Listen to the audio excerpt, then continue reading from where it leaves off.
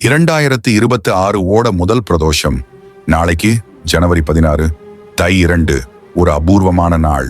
ஏன்னா நாளைக்கு மாட்டுப் பொங்கலோடு சேர்ந்து சிவபெருமானோட அருளை தரக்கூடிய பிரதோஷமும் வருது.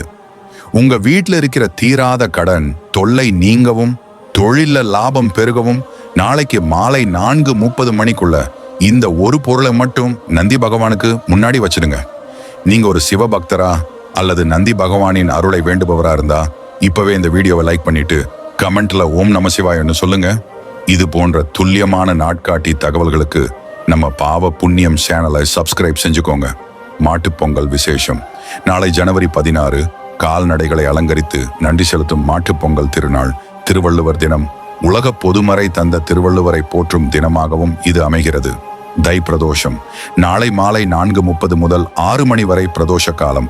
இந்த நேரத்தில் நந்தி தேவர் கொம்புகளுக்கு இடையே சிவபெருமான் நடனமாடுவதால் அவரை வணங்குவது அனைத்து துன்பங்களையும் போக்கும்.